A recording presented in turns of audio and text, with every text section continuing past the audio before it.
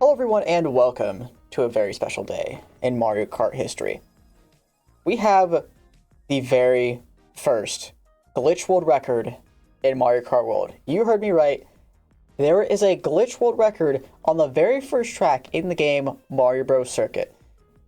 So you might be wondering, how in the world has this happened? So Optik got a 148.340 with this new glitch, which only barely beats out Logan's 148.395. So at first glance, it doesn't really look like Optik performed a glitch. Maybe just got a good couple optimizations.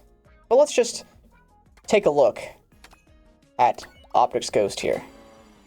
So Optik is on Toadette on the Mach Rocket, which is the exact same stats as Logan's previous world record combo. But as you can see, you're taking a very different line in the start and going straight through the tires. Which, you might be saying, what in the world? What? How did that just happen? Why is Optik glitching through the tires? So as you can see, when I go to race against Optik, you might think, shouldn't it be the exact same? Shouldn't you be able to go through the tires here? Let's see. Take a similar line. Nope, I'm not going through the tires there. But what's happening, what Optik is doing is actually displacing the tires, doing what's called an object desync glitch. It's a very complicated and difficult process to explain. But basically, what happens is you can move these tires at the beginning, and what you want to do is get like a good tire spread so that you can go through this rail very nicely.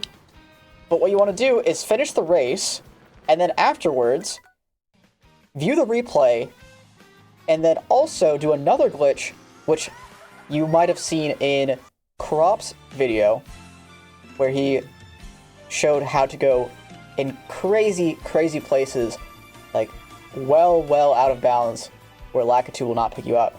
You do that glitch combined with this glitch to basically ensure that the tires stay put, and you are reintroducing the interface of the game after you get to the end of this rail over here, and then essentially starting the race right here, but in actuality you started a lot earlier. So with that, you can ensure the tires are displaced, meaning that you can go through them on all 3 laps. So that is how Optik achieved this incredible glitch world record, which we might be able to see on a couple more tracks. However, Mario Bros. Circuit had the most obvious use case of this. So let's watch the entire run that Optik performed. So Optik has the actual displacement of the tires and the glitch performance on her channel if you want to go check that out. Not too sure, because I saw the video pretty early on. She might end up explaining it in her description or the comment section. She tried explaining it to me a little bit. I'm still quite confused. I tried to give, like, the, I guess, bare bones of what's happening on the glitch itself. But this can really only be performed in time trials. So you can't really do this on, like, an online race. You can't go in free roam, displace a couple of things, and then, you know, have your track pick be, you know, optimal for you, for example. Like, you can't do this with Mario Bros. Circuit online. But as you can see, Optik is going through the tires once again on lap 2. They don't actually respawn and go back to what they were on lap 1. They just stay that way the entire race. I think as long as you don't hit the tires at all, or maybe even if you do hit the tires, they're going to stay like that the entire time, and you'll be able to take an incredible line that you wouldn't be able to normally. You normally have to go for the sign on the left side here, which does lose quite a bit of time because you're having to not go in a straight line. You have to do some, you know, you have to take like a little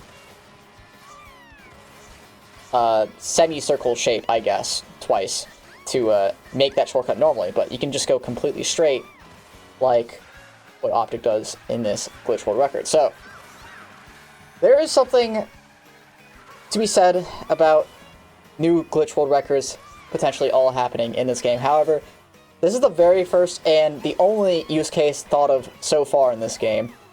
But I'm sure with putting our heads together as a community, we can figure out many, many more use cases for this glitch. Right now, though, Mario Bros. Circuit is the only one with the glitch world record. December 7th, 2025 will go down as the day we glitched Mario Kart World for the very first time. Hopefully Nintendo doesn't fix this, because I think this is a really cool way to break time trials. And it doesn't, like, it's not an incredibly game-breaking glitch. Like, it's not a incredible shortcut or anything that can be performed 3 out of 3 times online, say on, like, Grumble Volcano with that glitch, for example.